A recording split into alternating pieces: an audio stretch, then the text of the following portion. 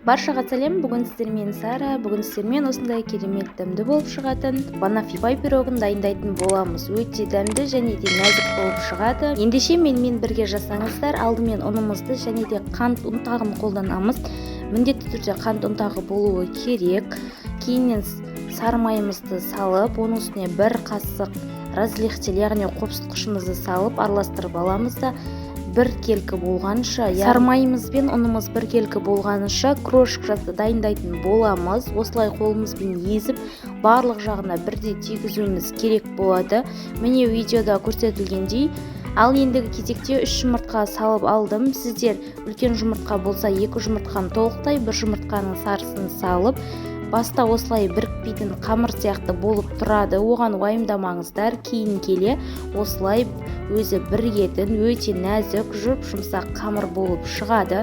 Артық ұн салудың қажет емес. Артық жұмыртқа да қоспаңыздар. Үлкен жұмыртқа қолдансаңыздар, міне осындай қамырымызды ендігі кезекте тындырмастан ғана осылай формамызға салып аламыз. Менде форма 30 диаметрлі форма. Өздеріңізге ыңғайлы жолмен осылай шет-шетіне, содан соң ортасына, барлық жеріне бірдей етіп өз формасын келтіріп аламыз. Содан соң қасықтың көмегімен осылай төбесін бірдей етіп басып шығу керек. Ол әдемі болып көрінуі үшін, және де осылай шаншқымыздың көмегімен барлық жеріне бірдей етіп, дәл осылай шаншқымен қойып шаншқы тегізіп шығыңыздар. Себебі біздің пирогымыздың ортасы көтеріліп кетуі мүмкін. Міне дайын болып пісті. 180 градуста қызып тұрған пеште дайындап аламыз. Ендігі кезекте салқын кілегейіміздің үстіне қант ұнтағымызды салып, жақсылап миксерлеп, өз формасын ұстағанша кремін дайындап алатын боламыз. Творожный сыр қолдансаңыздар да болады, ол өз қалауларыңыз. Мен жай ғана осы кілегеймен қант ұнтағын араластырып алып, крем жасап алдым. Ал енді міне біздің креміміз дайын. Өз формасын осылай жақсы ұстайтын болады. Өз формасын ұстағанша миксерлесеңіздер жеткілікті.